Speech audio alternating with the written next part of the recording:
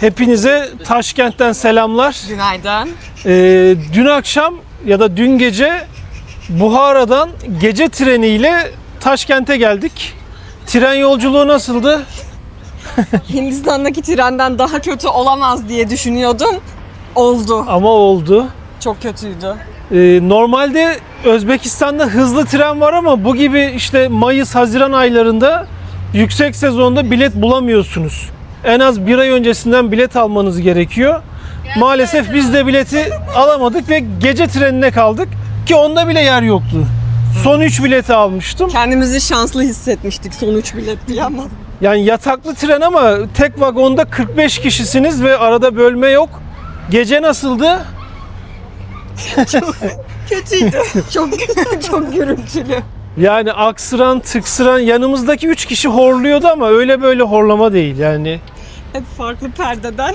Tren de durakta durunca havalandırma çalışmıyor. Evet. 35 derece, gece 30 derece, yani havalandırma da sıkıntılı. Yani zor bir yolculuktu. Kesinlikle Özbekistan'a gelirseniz yataklı tren bence kullanmayın. Bir şekilde hızlı trenden bilet almanın yoluna bakın. Biz şimdi Semerkant'ı gezdik. Sonra Buhara'yı gezdik. Buhara nasıldı ama? Buhara çok güzeldi. Evet. Çarşısı, pazarı nasıldı? O daha da güzeldi. Büyük ihtimalle bundan sonra üstümüzde görecekleriniz falan hep oradan. Evet. Aha, bu oradan değil mi? Evet. Bu? Bu da oradan. Bak ikisi de oradan. Hemen giydik. Çünkü hiçbir şey yoktu valizde. Valizlerde yoktu bir şeyler. Biz şimdi 2 gün Taşkent'i gezeceğiz. Ama bugün tabii biraz yorgunuz. Gece de uyuyamadık. Otele bile check-in yapamadık. 7.30'da indik çünkü. Böyle bugün biraz sakin gezeceğiz. Yarın da buradaki İslam Medeniyetleri Müzesi yeni açıldı. Mart ayında açıldı. Biz şu an Mayıs 2026'dayız. Yıllardır yapılan bir müze. Şanslıyız ki ona yetiştik. Yarına bilet aldık. Çünkü çat kapı gidip girmeniz çok zor. Aşırı kalabalık. Müzeyi kendi başınıza gezemiyorsunuz ve fiyatı da çok hesaplı değil. Kişi başı 26 dolar civarı. Ama çok övüyorlar müzeyi. Bugün böyle biraz spontane gezeceğiz. Yarın daha çok kültür ağırlıklı olacak. Nasıl gidiyor Özbekistan? Çok güzel gidiyor. Ben gayet keyifliyim. Beklentinize göre ikiniz de ilk defa geliyorsunuz. Evet. Ben çok sevdim. Yani hiçbir sorun yok şimdiye kadar. Gelin derim yani. Çok da rahat gezebiliyorsunuz. Turist dostu da bir ülke bence. Türkçe de konuşup iyi kötü Türkçeyle anlaşabiliyorsun. Zaten, evet, ondan bahsetmedim, doğru. Hiç Türkçe konuşarak zaten anlaşabiliyorsunuz. Hep Türkçe biliyorlar ya da ortak noktada öz Türkçe'de buluşuyorsunuz. Evet. Sence Gülru Hanım? Bence de çok keyifli bir gezi oluyor. Her şey çok güzel. Yani öğren yerleri nasıl? Beklediğin gibi mi? Evet, yani çok güzel. Yarınki Gösterişliler. müze muhtemelen Evet, çok heyecanlıyım yarınki müze içinde. daha bir farklı olacak. Çünkü orada hani geçmişle moderni birleştirmişler. Yapay zeka. Bakalım. Tabii Özbekistan eski Sovyet ülkesi, o yüzden Rusça buralarda çok hakim. Kırgızistan, Kazakistan, Tacikistan, buralarda da hep benzer durum var. Yani bir Türk olarak yemek konusunda hiç sıkıntı yaşamayacağınız ülkelerden biri.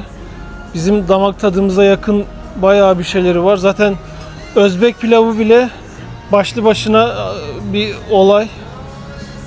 Çok lezzetli. Otelimiz de buraya yürüme mesafesinde. Yani merkezdeyiz. 8-9 yıl önce gelmemle şu an arasında Özbekistan'da gerçekten gözle görülür fark var. Yapılar, binalar, yollar hep daha modern, daha yeni. Şimdi hava çok sıcak, 35 derece. Açık alanda gezmek zor. Taşkent City Mall adında yeni bir AVM yapılmış. Hem orada biz soluklanacağız hem serinleyeceğiz. Taksim bizi çağırdık, bekliyoruz.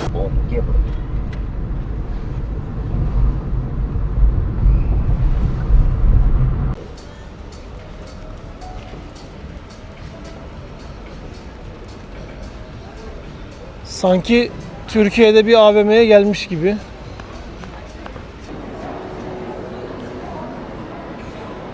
Bayağı modern bir AVM. Hani uzun uzun göstermeyeceğim. Olur ya, Taşkent'e gelirseniz böyle bir yerde var. Yani çekmeyeceğim dedim ama bunu da görünce içim gitti ya. M5, hem de bir önceki kasa, benim daha çok sevdiğim kasa.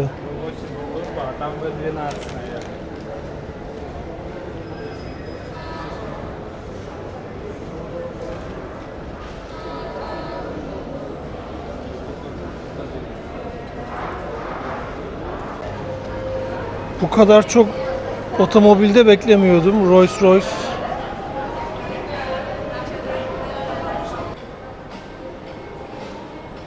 Hala AVM'nin içindeyiz bu arada.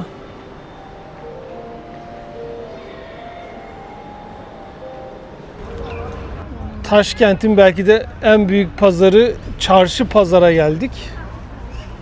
Artık burada akşam ederiz.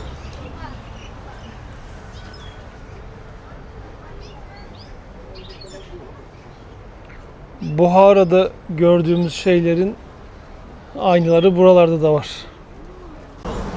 Buradaki ürünler Buhara'dan daha ucuz ve yani aynı ürünler.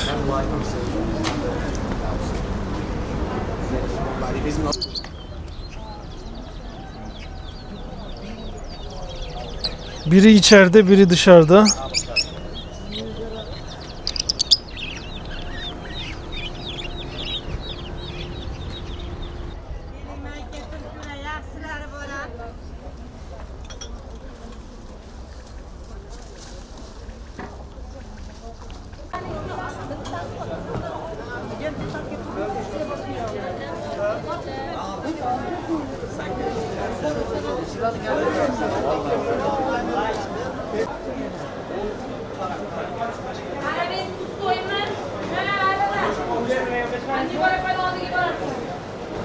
Giriş kat et bölümü, şu üst katta kuru yemişçiler vardı.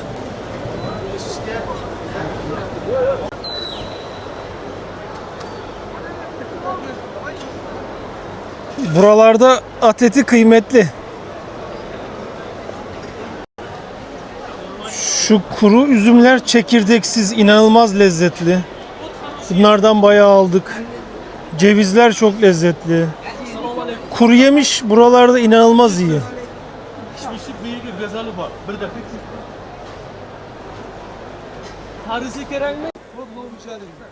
Biz yine kuru yemiş alıyoruz bolca.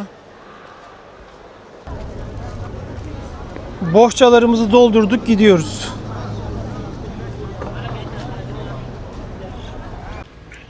Taşkent'teki ikinci günümüzdeyiz. Bugün dolu dolu gezeceğiz. Yine taksimizi çağırdık. O da geldi.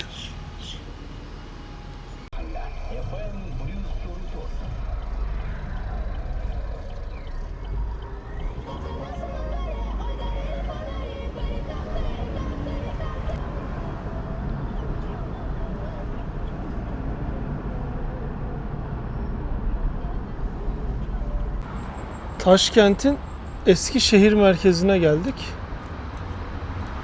Ama bugün zafer günüymüş. Burada bazı yerler kapalı olabilir diye tahmin ediyoruz. Açık mı? Selamünaleyküm.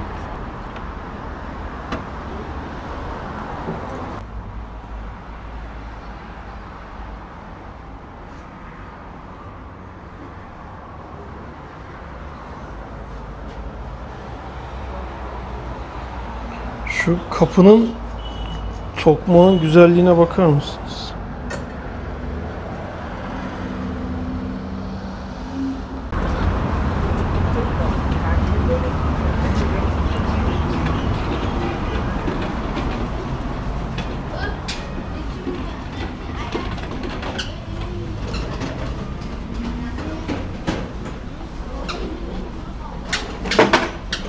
Taşkent tabii bir Buhara, Semerkant kadar turistik değil. O kadar görülecek bir öğren yeri yok. Ama yine de Taşkent, yani yine de gezilir en az bir gününüzü dolu dolu geçirirsiniz. Eskişehir merkezinin girişindeyiz.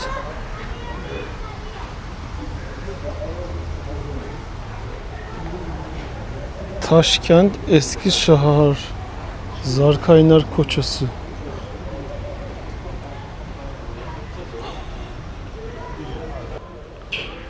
Yani buraları öyle güzel yapmışlar ki yani nereye çekeceğimizi şaşırdık.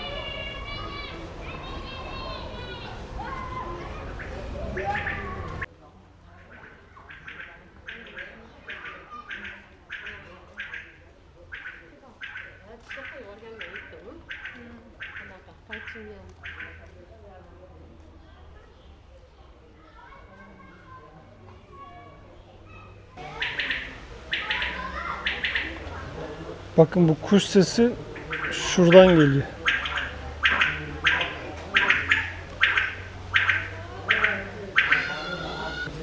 Muhtemelen buraya otel yapılacak. Önceki gelmemde kesinlikle böyle yerler yoktu. Buralar hep sonradan yapılmış. Çok güzel yapmışlar ama valla yapanlara tebrikler. Yani bugünden dolayı maalesef çoğu yer kapalı. Öğleden sonra açarlar mı bilmiyoruz. Sokak boyunca böyle duvarlara hep anlamlı şeyler yapmışlar. Mesela bu gördüğünüzde İpek yolunu tasvir ediyor.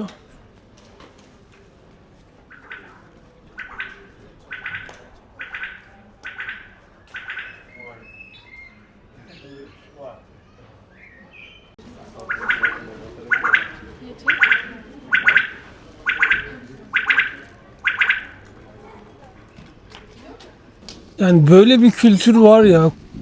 Çeşit çeşit kuşları böyle kafeste evin önüne asıyorlar. Bütün Özbekistan gezimizde bunu gördük. Zanmakon.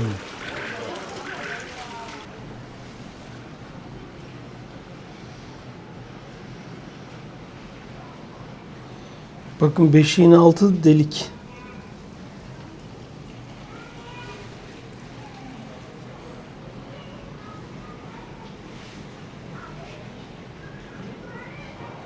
Çok güzel yapmışlar ya. Bakın o deliğin altında da bu oluyor. Gerisini siz anladınız.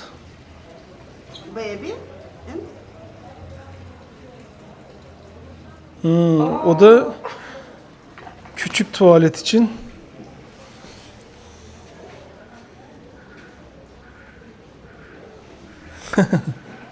Пожалуйста, да? И можете спокойно. А здесь это, как вы думаете, что такое? Это колыбель. Это у нас ребенок, видите, его мама. Karşıda da Hazreti İmam kompleksi var. Orada müze de var. Bugün de bizim gideceğimiz gibi. Türbe de var. O tarafa geçeceğiz. İslam Medeniyetler Müzesi. Biz şu tarafta bir medrese var. Oraya gidiyoruz. Allah'tan ağaçlar var yoksa çok sıcak.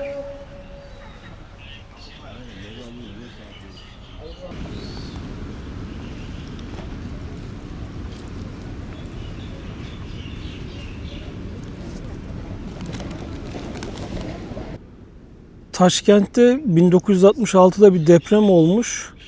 Birçok yapı o zaman yıkılmış. O yüzden burada böyle Semerkant, Buhar'daki gibi eski yapıları çok göremiyoruz. Genelde Sovyet ve işte sonradan restore edilmiş eski yapıların karışımı var şehirde. Nüfusu yaklaşık 3 milyon.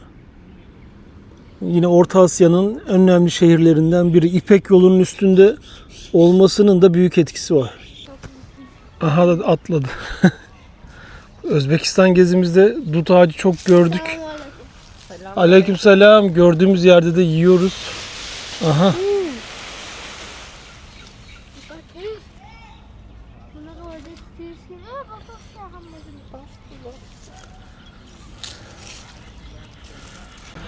İkram etti bizi. Teşekkür, rahmet.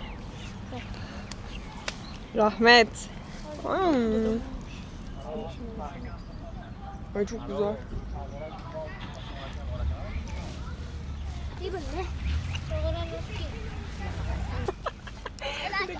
Bunlar böyle toplayıp satıyorlar muhtemelen. Çocuklardan dut aldık, yedik. Fotoğraf çektirdik. Hadi kolay gelsin, görüşürüz. Rahmet. Hayır. Kaka. Şimdi biz İslam Medeniyetleri Müzesi için dün online bilet aldık. Saat 3.30'da gireceğiz. Öyle müzeye kafanıza göre giremiyorsunuz. 2 saat kalabiliyorsunuz ve gruba dahil oluyorsunuz. Onun için birkaç saat buralarda böyle geziyoruz.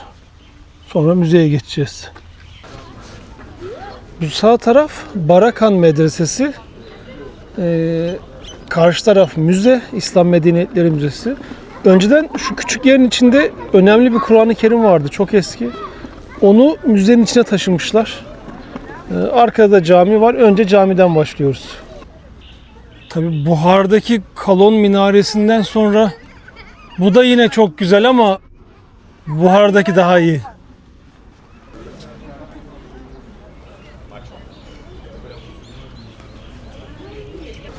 Selamünaleyküm.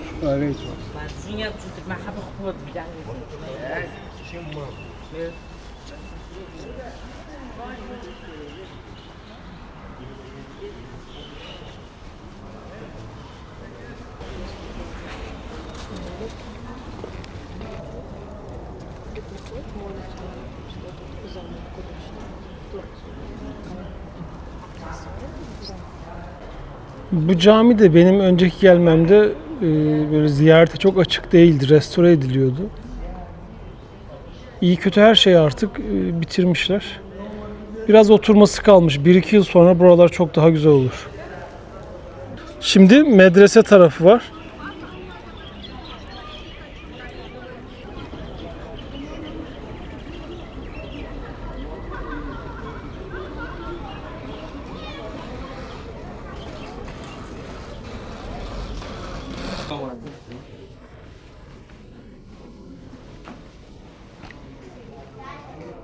Özbekistan genelinde bu gibi medreseleri artık böyle hem turistik bir yer hem de butiklerin olduğu bir yer haline getirmişler.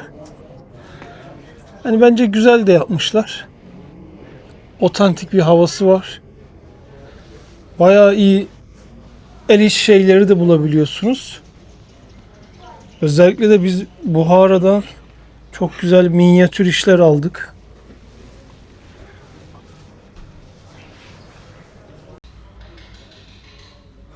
Yani böyle şeyler görünce dayanamıyorum, giriyorum. Burada uzun uzun vakit geçiriyorum.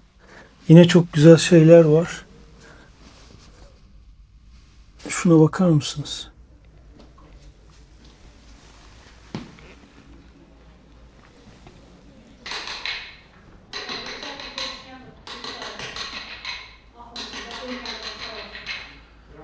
Yani buradaki bu tarz işler sanki hani böyle ağaç oymacılığı, ahşapla ilgili şeyler Buhara'daki butiklerden daha iyi gibi.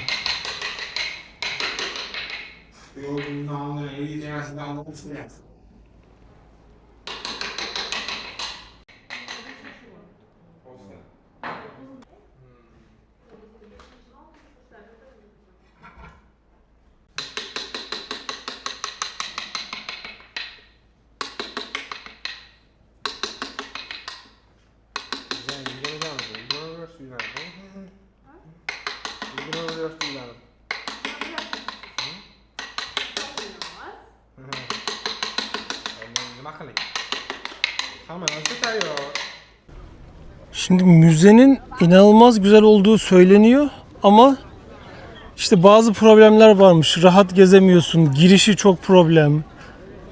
Bakalım çıkınca biz de yorumumuzu yaparız.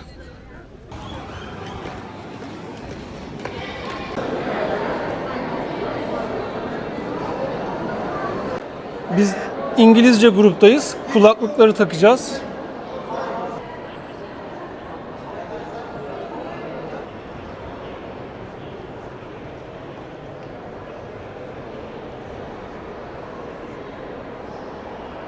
Şimdi duvarlarda Özbekistan'daki önemli sanatçıların yaptığı eserler var. Bu tarafta birinci Rönesans'ı tasvir etmişler. Bu tarafta ise ikinci Rönesans'ı. Burada Kur'an'ın ilk nasıl yazılmaya başlandığı, nasıl bilgilerin toplandığını anlatıyor. Mesela burada İmam Buhari'yi anlatıyor. Bunun yapımı toplam 9 yıl sürmüş. Bakın bu resim gibi görünüyor ama aslında biliyorsunuz taş. 110 farklı taştan yapılma.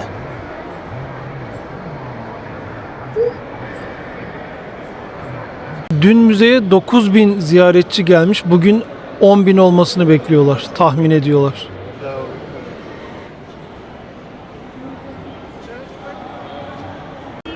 Sonraki yer için bekliyoruz gördüğünüz gibi.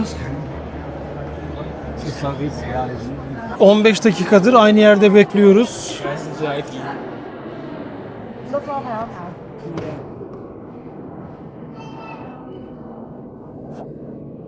Yani organizasyon maalesef yani bayağı kötü. Nihayet girdik. İşte taş devrinde insanların nasıl yaşadığını gösteriyor.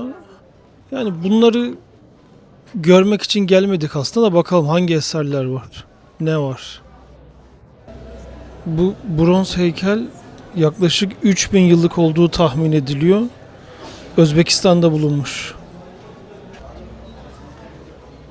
Önceden insanların nasıl yaşadığını öyle videolarla göstermeye çalışmışlar. Bakın bu kolyelerde hep hayvan figürleri var. Sebebi kötü ruhları, kötülükleri kovmak için. Ve altından yapılma. Yaklaşık 10 dakika bekliyorsunuz. Hani gördüğünüz bu kadar. Şimdi tekrar bekliyoruz. Yine önceki dönemlerde insanların nasıl yaşadıklarını anlatıyorlar. İşte orada bir su değirmeni var. İpek yolunu tasvir etmişler. Yine İpek yolu halılarla, kilimlerle başlıyor.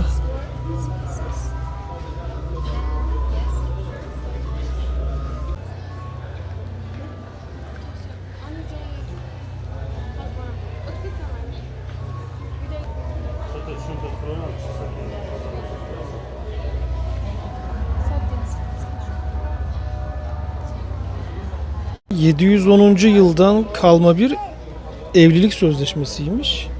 Şunun oğluyla şunun kızı evlendi gibi bir şey yazıyormuş.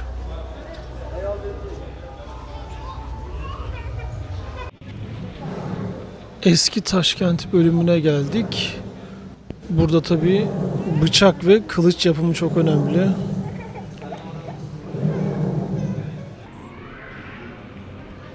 ...17. yüzyıldan bir Kur'an-ı Kerim örneği. 1988 yılından Kabe örtüsü.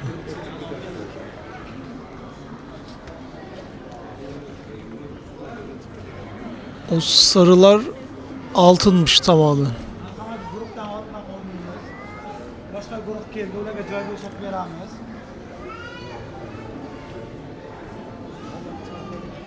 Bunlar müze açıldığı için Suudi Arabistan Kralı tarafından hediye edilmiş. Kabe'nin anahtarları. Osmanlı döneminden Kabe'deki kisve örneği. Üstünde Ayetel Kürsi yazıyormuş. 1493 yılından bir şifa kitabı. Şimdi müzede hep şöyle şeyler var. Yani Buhara'daki, Semerkant'taki yapıların bir örneklerini buraya da koymuşlar. Ve o anlatılıyor. Hani bu müzede illaki bunları görmeye gerek yok ya da bunun başında beklemeye de gerek yok ama grupla devam edildiği için mecbur bekliyoruz. Devam ettirmiyorlar. Biz bunun aslına gittik Semerkant'ta. İmam Buhari'nin türbesi ve camisi. Yani yine aynı şekilde önemli yapıtların maketini gösterip onlar anlatılıyor.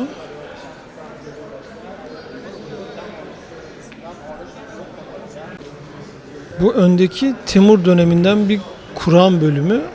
Arkadaki büyük olan ise yeni yapılmış. Onun bir tarihi değeri yok. Yani müzenin birçok yerinde AI kullanmışlar ama yani aşırı gereksiz. Çizgi film gibi Emir Timur'u yapmışlar. O bir şey anlatıyor. 16. yüzyıldan Alişir Nevai'nin bir kitabı. Bakın 16. yüzyıldan bir hırka, üstünde Kur'an var. Muhtemelen bu aynı zamanda tılsım gibi de düşünüyorum. Savaşa giden önemli kişiler bunları giyiyor. Savaşta işte başına kötü bir şey gelmesin diye, korunsun diye. Bu da bir Kur'an-ı Kerim ama yazılar tabii farklı. Çünkü Babür dilinde bir Kur'an. Orijinal değil, replika. Babür devrinden bir, artık buna ne diyelim, büyük bir fincan, kupa, içine zehirli bir sıvı dökülürse rengi değişiyormuş ya da zehirli su.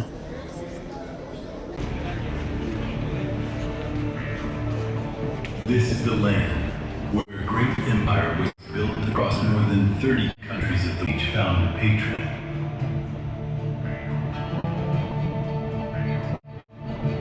Where peace is Özbekistan'da bu Suzan işi diyorlar. Bunu her yerde görebilirsiniz. Üstünde acı biberler var.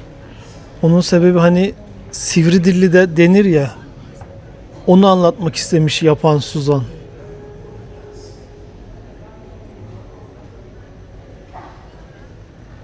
Şimdi bütün müze bitti. Aslında en önemli yere şimdi geliyoruz. Burası da müzede göreceğiniz son yer.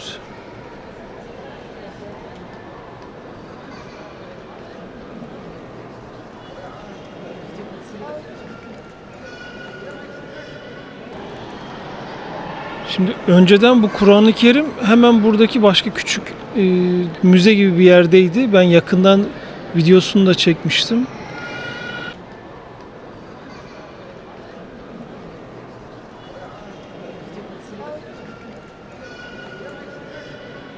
Tabii bu yapıyı güzel yapmışlar Allah için, böyle albenili.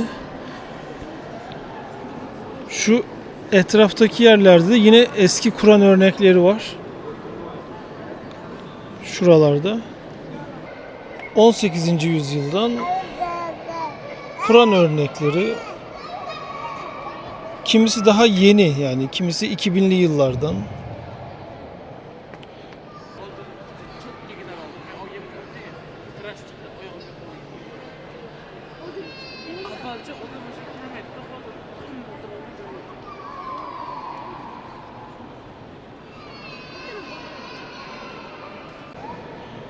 Yine 18. yüzyıldan, burada 16. yüzyıldan var.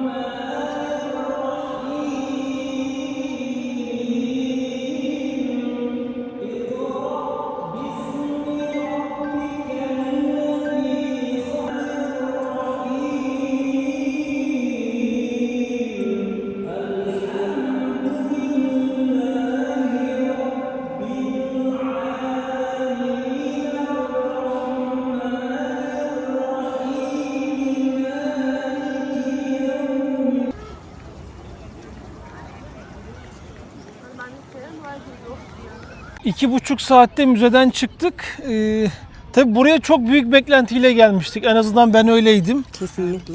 Genel olarak benim gördüğüm yapay zeka ile yapılmış birçok video gösterisi izliyorsunuz. Ve müzenin en sonunda, çıkış kısmında da eski Kur'an-ı Kerimleri görüyorsunuz. İşte en önemli eserde zaten işte dünyada bilinen en eski Kur'an'ın burada olması. Önceden o Kur'an buranın arkasında çok küçük bir yerde sergileniyordu. Oraya gitmiştim. Orada böyle daha yakından inceleyebiliyordunuz. Şu an üstünü böyle karanlık, karartıcı bir camla kapatıp sergiliyorlar. Yakından bakamıyorsunuz. Yani zaten girerken çok böyle çok sorunlu girdik. Yarım saat 45 dakika ayakta sıra bekleyerek. Hani kalabalıksa, hafta sonuysa keşke ona göre sayılı bilet satsalar yani. Dün 9.000 kişi, bugün de 10.000 kişi bekleniyormuş ziyaretçi ama içerisi ana baba günü gibi. Madem öyle o zaman onu 7.000'le sınırlayacaksın, 6.000'le sınırlayacaksın. Biraz Türk işi gibi olmuş. Alan mı var bileti, gelsin. Bakarız çaresine diye ama bakamıyorsun yani. Sonra çıkınca keyifle çıkamıyorsun. Yani dolandırılmış gibi hissediyorsun kendini. Ben 100'ün üzerinde ülke görmüşümdür. Onlarca müzeye gittim. 25 dolar bir müzeye veriyorsam onun karşılığını almak isterim. Yapay zeka ile yapılmış Timur bana bir şey diyecek, merhaba diyecek diye o parayı vermek istemem. Çok fazla video gösterisi var. Benim müze çıkışında aklımda kalan Kabe'den getirilen kisve var. Bir de müzenin çıkışındaki Kur'an-ı Kerim var. Ya evet, rehberle gezmek zorunluluğu da bence hiç Çok mantıklı gereksiz. değil yani, çok gereksiz, evet. Çünkü bireysel olarak burayı gezsen o video bölümlerini hızlı hızlı geçip 30 dakikada belki 1 saatte tamamen bitirirsin. En sonunda da bir Kur'an'ın orada gösteri şov yapılmış. Evet. Yani hani onu seven olabilir, sevmeyen olabilir. Hadi o olsun, tamam, ona hani moderniteyi de biraz kullanmışlar ama bir teknoloji müzesindesiniz gibi sanki. Burası İslam Eserleri Müzesi. Hani modern sanatlar müzesi değil. Çok fazla video var, çok fazla ışık gösterisi vesaire var. Yani bence eğer özel olarak o Kur'an-ı Kerim göreyim demiyorsanız kesinlikle gelmeyin. Hani biz 25 dolar verdik kişi başı, parasından ziyade zaman da gitti. Ya ben özel olarak o Kur'an-ı Kerim'i görmek için geldim ama onu da Ama göremedim göremiyorsun, ki. evet. Zaten yaklaşamıyorsunuz. Siyah karartılmış camın içinde de hiçbir şey göremiyorsunuz. Telefondan yakınlaştırarak bakmaya falan çalıştık. Yani bir de tabii bazı konular da var. Hassas konular, çok girmek istemiyorum ama siyasi mevzular. Yani burada biraz propaganda da yapılmış. Hani şimdi bizi yakalamasınlar. Çıkalım Yani da bazı bir ülkeden. başkanların vesaire. Bu kadar büyük bir yapı yapıp 25 dolar alıyorsanız ki bireysel olarak gezmek isterseniz içeriği 60 dolar veriyorsunuz. Sonucunda gördüğünüz bir şey olmalı. Yani böyle biraz agresifiz çünkü yorulduk, 3 saat ayakta, hengame ve onun karşılığında kesinlikle alamadık. Sence Gülru? Ben de çok hayal kırıklığına uğradım. İçeride olan eserlerde zaten çoğu replikaydı ve çok Evet. replikaydı yani. Hani çok yapaydı. Doğru söylüyorsun. Mesela taş devrinden başlamışlar. Ya oraları biz görmek istemiyoruz. Özbekistan'dan işte yakın tarihten bir şeyler gösteriyorlar. Oraya çok iyi, güzel bir minyatür örneği koy mesela. Mesela çok güzel bir halı koy. Evet. Oraya 15 metrekarelik bir halı koy Buhara'dan. Evet. Onu insanlar incelesin. O da yok. Çok güzel birkaç minyatür koy. Onu inceleyelim. O da yok. Yani çok... Yok, ben de gerçekten keyfim kaçtı. Yani yapı modern, dışarıdan bakıyorsunuz çok güzel. güzel. Kesinlikle çok güzel. Hani ona bir lafımız yok zaten. İlk giriş alandaki o duvardaki anlatılar da çok güzel. Ama işte böyle grup halinde gezeceksin. Biri oradan dürtüyor, hadi çabuk git. Öbürü aman geçme. Böyle grupla girme işini bırakmaları lazım. İnsanlar bireysel olarak girsinler. Ben yani müzenin çıkışında şu an ülkeyi yönetenlerin yaptığı şeyleri, sonrası vesairesi, onları böyle zorla görmeniz gerekiyor. Geçemiyorsunuz çünkü. Hani daha fazla girmiyorum, siz anladınız. Mesela içeride hani Türk kelimesi neredeyse hiç geçmiyor. Türklükle ilgili bir şey duyamıyorsunuz. Hiçbir yerde Yani geçmiyordu. Emir Timur adam Türk, hani bu konulara hiç değinilmemiş. Sanki Yani bilerek yapılmış gibi artık hissettik. Ya İslam Medeniyetleri Müzesi gibi değil de Özbekistan'ın tanıtımı Evet, gibi. evet. Yani genele yaymak mümkün değil. Çok böyle negatif konuştuk ama gerçekten öyle. En azından üçümüz de aynı fikirdeyiz. Yanımızdaki o gruptaki diğer yabancılar da benzer şekilde rahatsızdı. Evet, hüsranla geçti. Şimdi bir yemeği hak ettik mi? Çoktan hak ettik. Şimdi hanım bize bir yer buldu. Oraya gidip yemek yiyeceğiz. Çok güzel görünüyor. Karnımız da çok aç. Bakın yeni müze burada. Oradaki işte önemli olan o Kur'an-ı Kerim buradaydı. Ve buradayken çok daha güzel inceleyebiliyordun. Daha bir güzeldi ya. Ben üzüldüm oraya gitmesine. İşte burası eski şehir merkezi ama bir yandan da yeni yapılmış bir yer. Akşamını da görelim dedik. Işıklandırmayı da güzel yapmışlar. Yani çok emek vermişler buralara Allah için. Hele özellikle bu bölgedeki tüm evlerin kapılarını böyle gördüğünüz gibi yapmışlar ya da yaptırmışlar. Sadece buraların hani biraz daha oturması gerekiyor. Zaman geçtikçe daha da güzel olur inşallah. Restoranımıza geldik.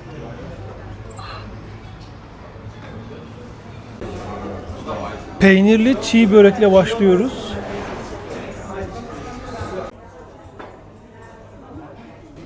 Son akşamımız tabii ki pilav da var. Bıldırcın yumurtalı. Porsiyon büyük gibi görünüyor ama sizi yanıltmasın, çok ince yani. Eskiye göre maalesef Özbekistan porsiyonları küçültmüş, fiyatları arttırmış. Yemeğe 10 üzerinden kaç verdiniz? Çiğ börek çok güzeldi peynirli ama pilav çok ağır geldi. Ayrı oluyormuş Semerkant Buhara pilavı ve Taşkent pilavı. Taşkent pilavını tamamen hayvansal yağdan yapmışlar. Bana çok ağır geldi. Yani lezzetli ama dediği gibi ağır. Ya yemek iyi. Özbekistan'da en kötü yemek bile güzel. Yani doğruya doğru. Ama bazen insan yine de böyle daha da lezzetli olsun istiyor. Bazı videolarda değindim. Özbekistan turistik oldukça fiyatlar inanılmaz artmış. Gerçi dünya genelinde böyle bir durum var. Artık ya 10 dolardan 10 eurodan aşağıya düzgün bir yemek yemeniz zor. Kamboçya'ya gitsen de böyle. Hindistan'a gitsen de böyle. Yani artık buna alışmak gerekiyor. Yani doğruyu söylemek gerekirse Taşkent için böyle çok doyurucu bir video olmadı. Yani evet ama nereye gidelim diye böyle araştırıp bulduklarımızın da aslında hemen hemen hepsine gittik. Ya Taşkent'te zaten çok böyle hani bir Semerkant gibi, Buhara gibi, Hiva gibi dolu dolu gidilecek yerler pek yok. Onu söylemek istedim. Yani evet. Şimdi durum böyle olunca da kısıtlı oluyor. Zaten genelde buraları gezenler, tur yapanlar da Taşkent'e az zaman bırakır. Olabildiğince Semerkant'a ve Buhara'ya geniş zaman ayırın deriz. Sizin genel yorumunuz ne olur Özbekistan'la ilgili? Mesela gelmeden önce böyle Türkçe konuşup anlaşabileceğini düşünüyor hiç muydun? tahmin etmiyordum. Baya anlıyoruz. Hele artık bugün iyice böyle kelimelerini öğrendik biz de. Özüm gider falan diye biz de konuşmaya başladık kendi aramızda. Çok şaşırdım. Türkçe konuşarak gerçekten seyahatinizi bitirebilirsiniz. Sence Gülru? Bence de genel olarak çok keyifli bir seyahatti. Teşekkür ediyorum onun için. Ne demek? Bence çok güzel ama. Beklentine göre sen Yani- daha mı otantik beklerdin? Daha mı çok böyle eski yapılar beklerdin? Evet, birazcık yapaylaştırılmış bana göre. Ama yine de çok güzeldi. Görsel açıdan çok zengindi. Ya gezmenin her türlüsü güzel zaten. O kötü olmaz da. İşte ben yaklaşık 10 yıl önce de buralara geldiğim için, bildiğim için yani çok daha modernleşmiş şehirler. Bu bütün gittiğimiz 3 şehir için de öyle. O eski hava yani günden güne kayboluyor. Tabii onu istemiyoruz ama bir şekilde de modern de seviyoruz. Ama Özbekistan yine güzel. Günden güne daha fazla turist çekiyor. Özbekistan'a gelme planınız varsa elinizi çabuk tutun. Evet, gelinir gerçekten, evet, görülür. Bu hava daha da kaybolmadan buralara gelin deriz. Mayıs-Haziran ayı en ideal aylar diyorlar. Hava açısından ne sıcak ne soğuk. Hani sıcak olsa bile gölgede en azından rahatsınız. Yani sırf şu el sanat ürünleri için, belki Damaskus bıçakları için, belki o minyatür sanatı için Bilet buluruz yine geliriz. Hive'ye gideriz bu sefer. Bahane edip Hive'ye gideriz bu sefer. Hadi o zaman sonraki videolarda görüşmek Görüşürüz. üzere.